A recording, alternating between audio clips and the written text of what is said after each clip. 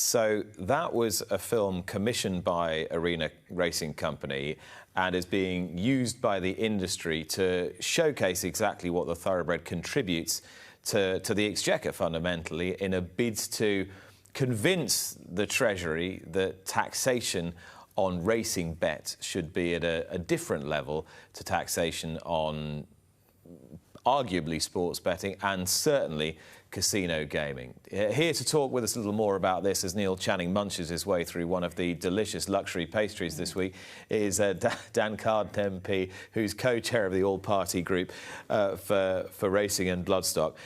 Dan, just first of all, explain a little bit about your background and your interest in racing. So, thanks for having me. Not at all. Nick. You and I know each other a little bit. I've been an MP in Parliament for 8 years, and I'm from Liverpool, and I represent a seat in the north of Liverpool, which includes Aintree Racecourse. It's Liverpool Walton, isn't it? Yes, Liverpool Walton. Your constituency. And I got into racing through my dad, really. So my dad worked on the docks, and during years of industrial action, the dock workers used to teach me how to read the form, put bets on, and I fell in love with the sport and did some horse riding as well at different times. So it's a real privilege to do a job like this, which is to chair the all-party group for racing and bloodstock alongside Nick Timothy. And we are, as soon as this issue landed, we picked it up. You know, we went straight to government. This came out of nowhere. And I'm pleased with where we've got to so far in terms of raising this as an issue. How aware were you of some of racing's political issues, or indeed relationship with government, before you started to co-chair the parliamentary group? So I think I've been a member of the group for 8 years. So the whole time I've been in Westminster, obviously we had a big change at the last election. I was really pleased to step up and chair the group. Has it been quite a steep learning curve along the way? Well, I think we've been incredibly active in this last year. So we've already visited Newmarket. We've spent time with trainers and industry people just a few months ago. We meet regularly in Parliament. We get people in to come and talk to us. So a lot of this work is behind the scenes, but it's important, and it's led to us, I think, being an effective voice alongside racing to government. So in terms of this taxation issue, who do you need to convince, and are they giving you the right assurances? So I think this came from the civil service side of government rather than any politicians. I've had conversations with previous ministers who said this idea has been lying around the Treasury for a long time. It's to do with simplifying taxation. So you have one rate instead of having 2 or 3. And so... But also, of course, that it's not going to be simplified downwards, is it? We know where the country is. We know what the Chancellor's saying. You know? We'd all be surprised if that was the case, wouldn't we? So what we've had to do is say, well, this isn't simple. You know, racing is an industry. Alice made the point very capably earlier on, of 85,000 people, of communities, rural communities, people who dedicate their lives to this sport. And it is utterly, I mean, I think it's grotesque to compare that to online slots and casinos, which have no kind of life in the community or across our country. We have this sport with a great history dating back hundreds of years. And so the argument I've been trying to take to ministers alongside Nick Timothy is please recognise this. Don't think you can just do something because it's going to make the tax system a bit simpler.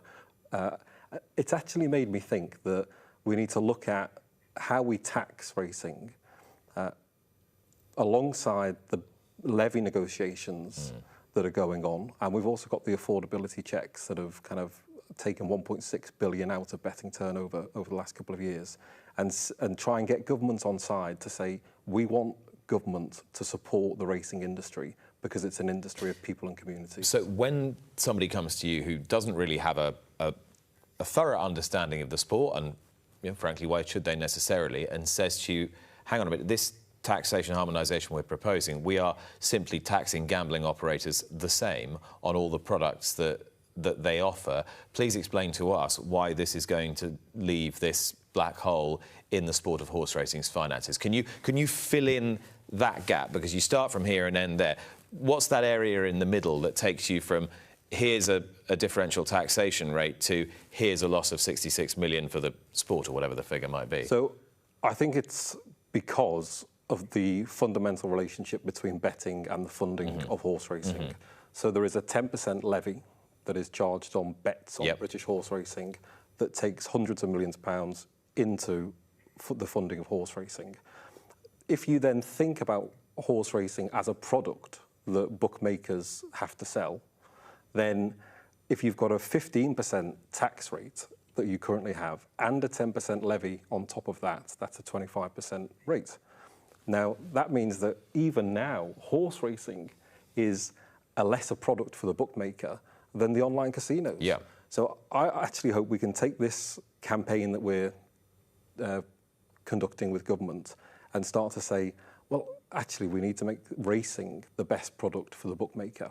That's how we get more money into horse racing. And so don't simplify the system. Let's look again at the tax rate and the levy. And I would be in favour of, if you could even reduce taxation on horse racing, even if it was just by 1%, and raising tax by 1% on online casinos will bring in far more money than you lose by reducing tax on horse racing.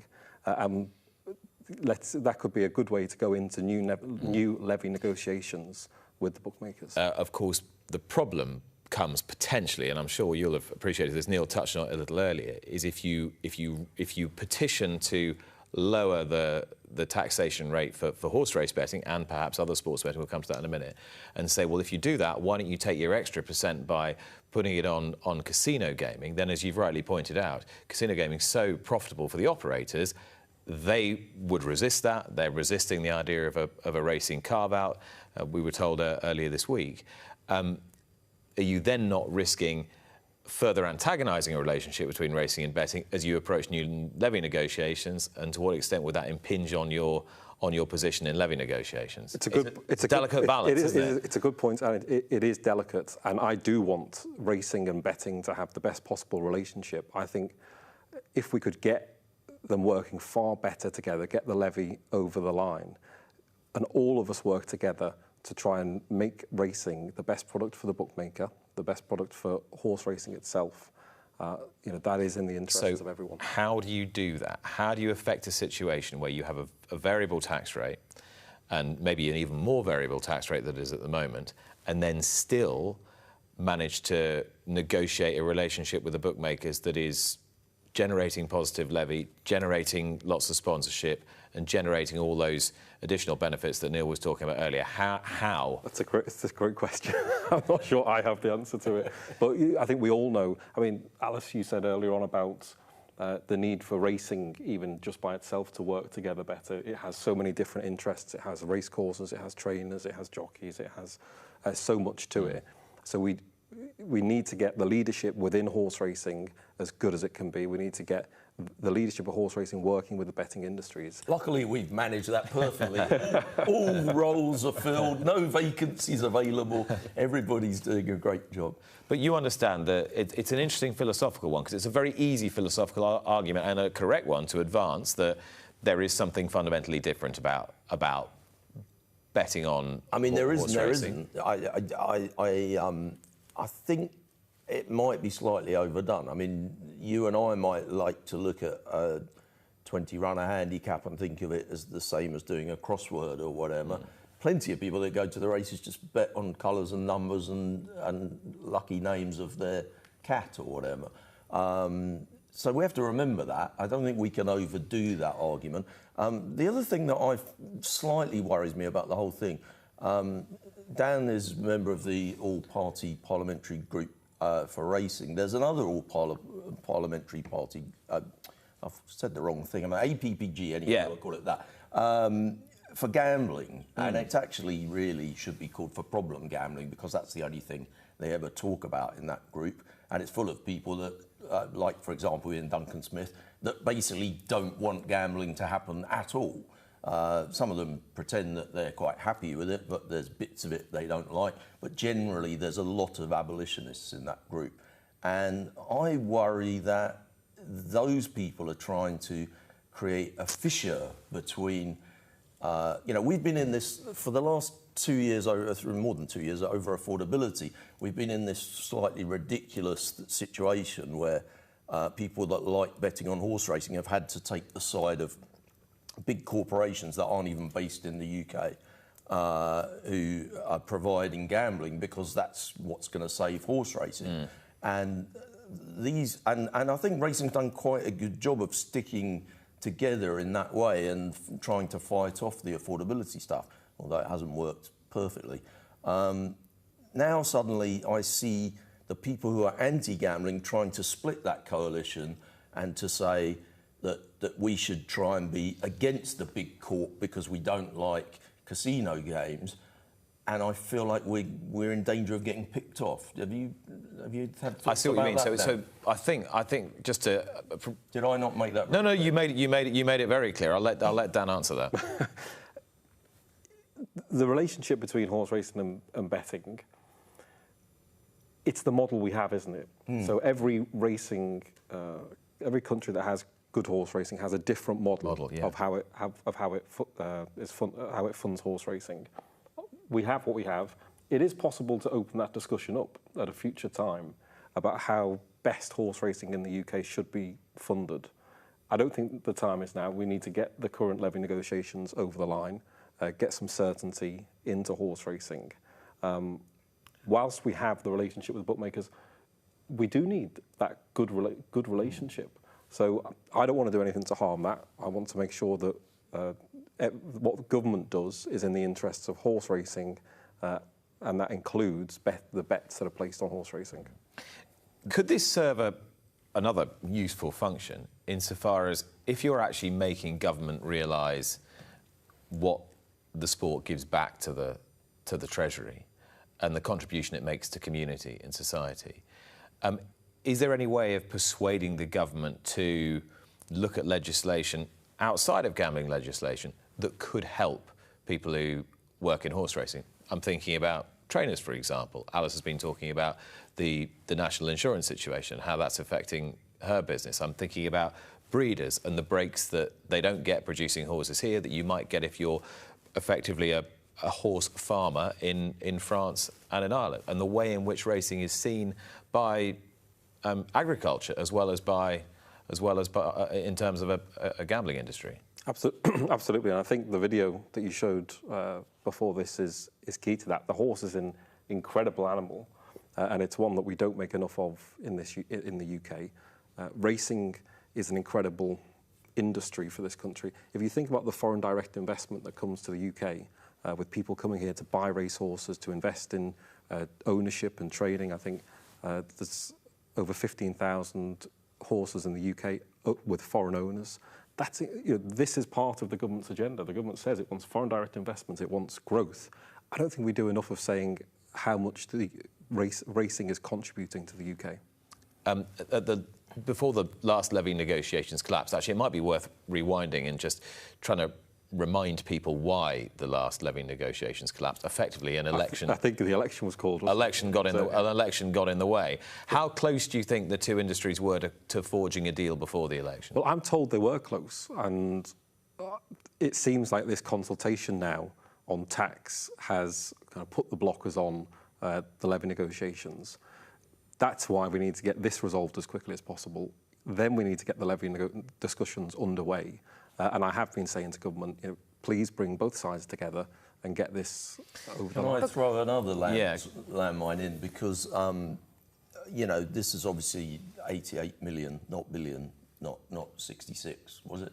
Did I say 66? Did I mean 88? You said 80. I said 60. What was the figure in the end? It's a big number. It was 66. It was 66. Yeah. I've seen 66, yeah. Obviously, it's a big number, and obviously racing needs to fight its corner. But we were having another fight, for years and years, which we're still kind of having over the new Gambling Act and the affordability, and that's been even more damaging to racing's funding. And I feel like it's almost gone a bit cold. It's just accepted that, I'd like to make a bet that there isn't a Gambling Act passed before the next general election, which seems crazy when we've got potentially 4 years to get and pass some legislation. It feels to me like Keir Starmer, who's basically a technocrat and is quite happy to delegate government out to quangos, is just going to leave it to the Gambling Commission to do whatever they want in the running of gambling. I don't personally have any confidence in them whatsoever. And it's 2 years since the white paper, and much of the stuff that they said they were going to go and form a committee about and have a discussion about, we've made no progress on. There's no ombudsman, nothing. You don't even hear about it. My question is, 100,000 people signed a petition to say we don't want affordability checks at all. And the politicians looked at that, and the Gambling Commission looked at that and said, oh, OK, we will have affordability checks, we'll just do them a little bit differently because people are upset about it. No, people said we don't want them at all. That's why they said we don't want them. Why is no one standing up and saying, let's just get rid of that whole nonsense of affordability checks and bring all that money that racing has lost to turn over to the black market, and the money that's gone out of racing would come back, and then this new problem would be less of a problem? I think that's what Dan touched on about growth as well. Growth sort of starts from the bottom in anything. In any industry, even in flowers growing, all starts from the bottom. And at the moment, it definitely feels like racing has very much a chokehold on them. And it's slowly getting tighter and tighter for the fact, started with the gambling, the affordability checks, and now it's moving to this. This sort of, the chokehold's getting tighter and tighter. And there's going to be no growth at the top if it's being wiped out at the bottom or really being shrunk down. And then it goes to the fact of, in anything also, it's trying to prevent it happening, because if it goes in, it's going to be a lot harder to get out or fight or stop, isn't it? Yeah, I mean, let's not forget, in terms of, talking about this current government, the affordability checks were brought in by the previous government. Sure, but I mean, they've kind of been grandfathered in, haven't they? It's like, well, it's done. They're done, so it's happening. Well, no, I mean, I'm certainly aware of conversations in Westminster about the effectiveness and how well these things are being, or not well, how poorly these things are being implemented. My understanding is that the implementation has been by the bookmakers themselves, in a kind of before the official kind of rollout of affordability checks. So there is still a conversation to be had. In politics, you kind of get used to banging your head against brick walls. It doesn't mean that you stop raising the issues and kind of bringing forward the evidence of the harms that are being created. And I would certainly like to see less harmful forms of gambling. I also have the football pools in my constituency, and I've been taking up issues for them. This is a point we haven't really discussed. Where is sports betting going to sit in this variable taxation structure, if there is one? If you can affect a situation where there's variable taxation. Well, that's another discussion. Where does sports betting sit? Is sports betting part of racing betting, or is racing separate from sports betting as well? What are you saying to government? What are you saying to the Treasury? I think racing is a case by itself. So you think it's wholly separate because of the funding model that is directly linked into the horse racing industry. But it's hard to make. It's quite easy to make that case in terms of contribution to society, fabric of rural economy, etc. Race courses, from a constituency by constituency basis. It's harder to make that case ethically. It's harder to make so ethically it's different betting on horse racing to it is betting on football match or cricket match or tennis match. Betting on horse racing is a cerebral pursuit. Yeah, exactly. You could easily argue that doing a football coupon with 4 selections is also a cerebral pursuit. Takes a lot of thinking about. And I don't think that's the key argument. Yeah. So the key argument is not an ethics argument. It's the funding model. It's what the sport gives back to the country.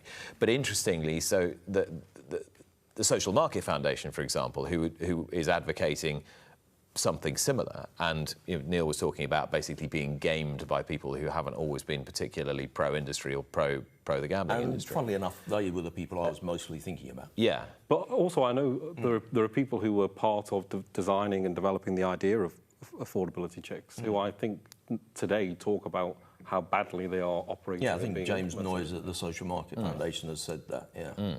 So he, having been a great architect of some of the policy or the inspiration behind some of the policy, is now rowing back and saying, well, actually, hurrah for horse racing.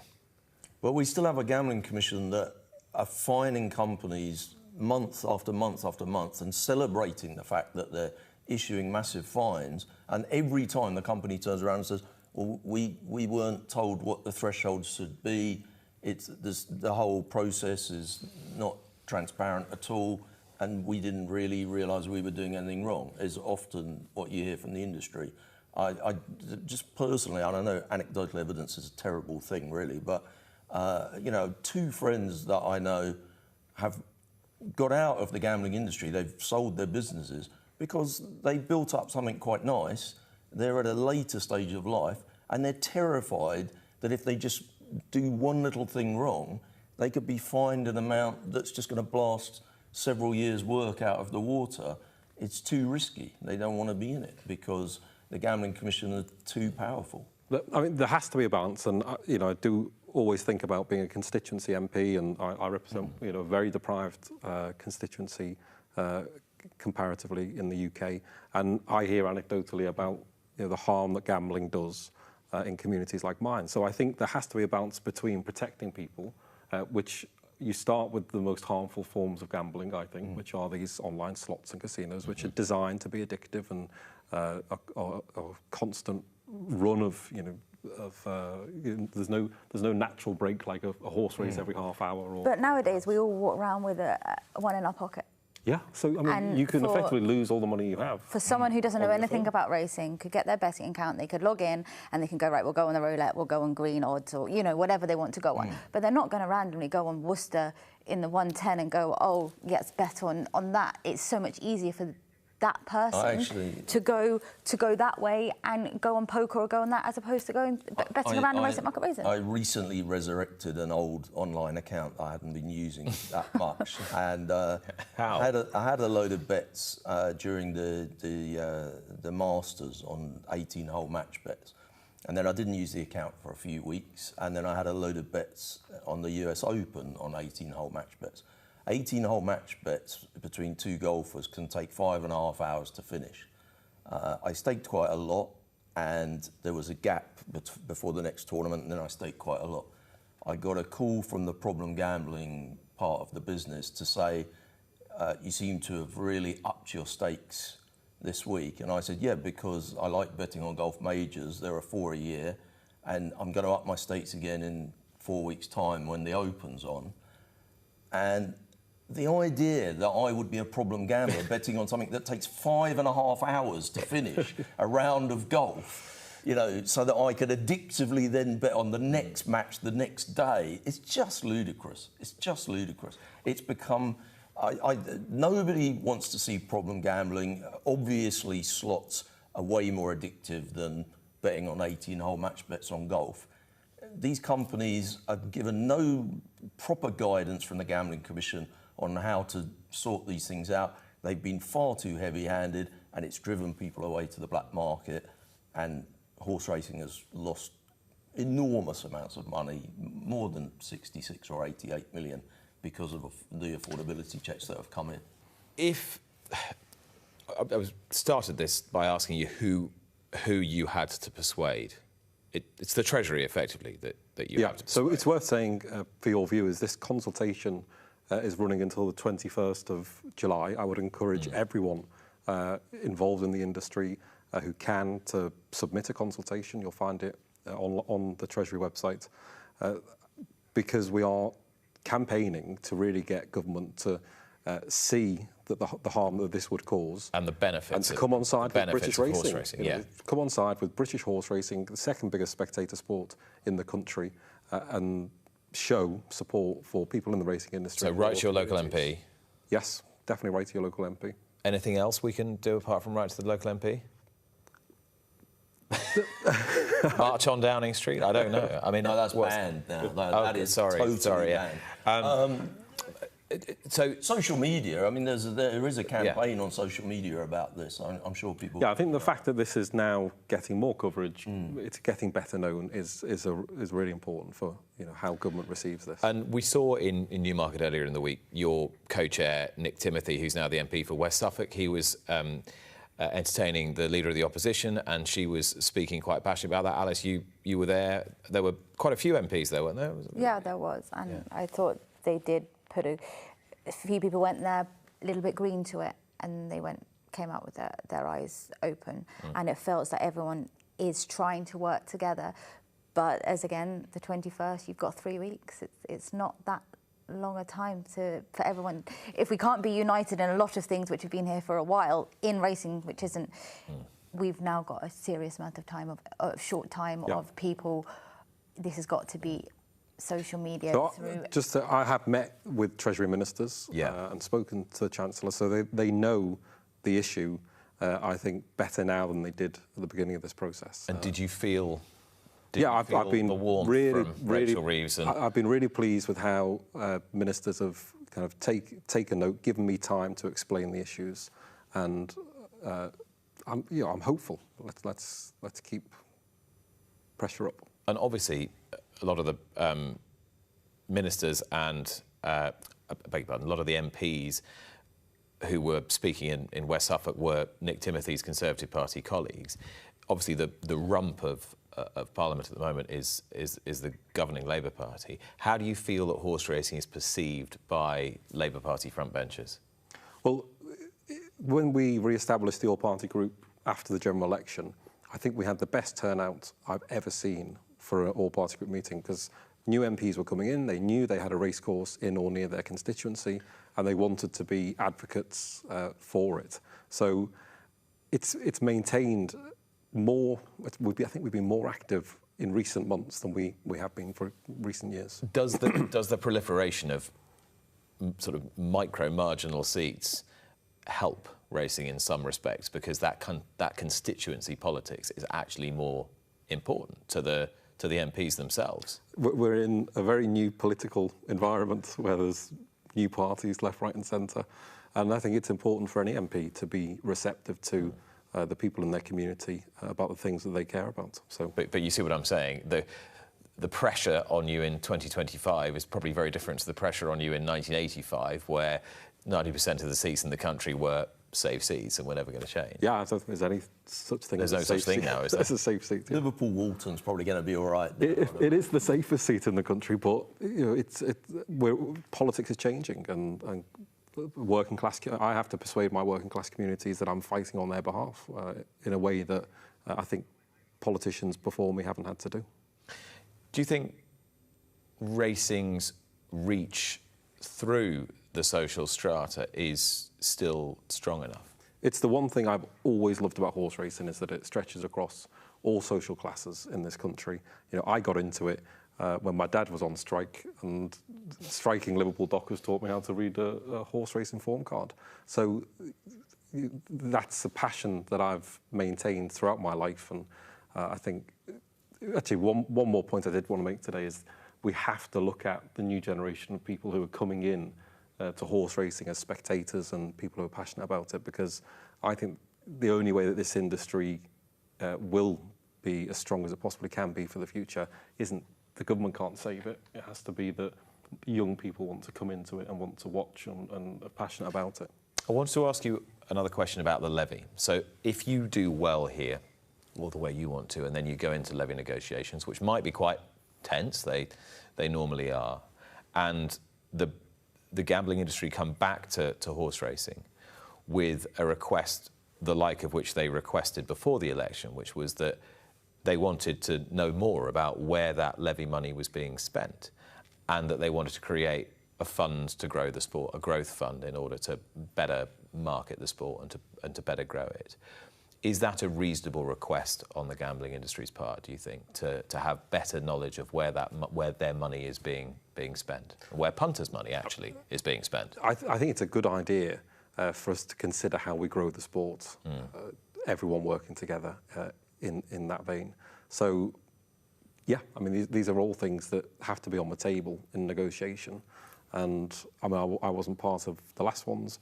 I would encourage ministers to get people sat down as quickly as possible, but also ensure they come to a settlement. Get this done, and ministers do have the power to put the pressure on. And we're used now for decades to horse racing going to whichever government or whichever persuasion saying, please help us sort this levy out, and be told, get back and sort it out yourselves, not interested, you go sort it out, it's your problem to sort out. You know, they don't like being the intermediaries here. However, if you and your colleagues and Nick Timothy and everybody else has got yourself a good audience with the people that matter, is there any chance that that could be replicated with DCMS officials when it comes to the next levy negotiation? Will they be more engaged in the process because this sort of thing is higher up the agenda? Can you put it higher up the agenda? I think this campaign is part of doing that. This campaign has taken us into new ground of saying this is British industry that needs support, that needs government to keep an eye on it and support it. And so perhaps with that new look at horse racing, that's where we can get to. And what are the ministers in the DCMS who would be responsible for potentially for renegotiating the levy? How engaged do you feel they are in the sport? They have been. They're always open to conversations with me and colleagues. We had the focus on the Department for Culture, Media and Sport. That quickly shifted to the Treasury because of the announcement of the consultation. But then you've got to wheel back, haven't you? You've got to wheel back to Lisa Nandy and Fiona Twycross and whoever the other minister is, I've forgotten. And I know Stephanie Peacock. Stephanie Peacock, thank you. But I know all the ministers there enjoy sport, they enjoy the jobs they're doing, and they do care that these things are a success for Britain, not just for the industry itself. Now, how much time are you spending unexpectedly on the business of horse racing? Not enough. No, I mean, politics is, we've just had one of the... Is it sucking you in? That's what I'm... Well, absolutely. So on my visits to Newmarket, I've been looked after by the Gosdens. I've had time with William Haggis and others, and people are so generous in the sport to give their time to help me get a better understanding of the challenges that they face, and I'm really interested in that. I mean, there's other challenges that we haven't even got onto yet, which are horses crossing borders, going to race horses in other countries, changes that have come about through Brexit, and these all require a minister somewhere to do something. So, we have to. I think there's more work for the all-party group to do than there ever has been between the industry and government. Okay, because I remember you were the one MP who changed your stance on the legitimacy of the whip in the sport, weren't you? And I guess that was probably through exposure to more practitioners in the sport and having a better understanding of it. It's really important, isn't it? I mean, issues of animal welfare are cared about deeply by the public, but it's also worth us always saying that the standards of animal welfare in horse racing are the best in the world. But people wouldn't be green to this, and you might be as well. You go to horse welfare, and you've just touched about crossing the borders, etc. Horses that went to the sales last week over to France in the heat, 32 degrees, were stopped for 5 hours waiting for a vet. At Calais? Yeah. So that's we're looking at it as just looking at the stick, but actually there's so much more to it, as you've just touched on. And that's why we have to have these lines of communication open. So because you don't necessarily know about. Yeah, how would we know it unless the industry's got that line of communication to us? So it's really been, it's a privilege for me to take on this position alongside Nick Timothy. So we're both passionate. Nick represents Newmarket, I represent Aintree. But it's a privilege to do it and to take these arguments to government and try and deliver for the sport. Yeah, and I know you were inundated with, I think, some of your Middle East, because you've got a lot of work in the Middle East, haven't you? So I'm on the Foreign Affairs Committee, that's right. As well in the House of Commons. But I mean, and that's another thing that I adore about horse racing, is that it's this soft power that Britain has, because we have world leaders that are so passionate about horse racing and want to come to Britain to watch the best horse racing in the world. For the moment, Dan, thank you very much. Watch live racing now on racingtv.com.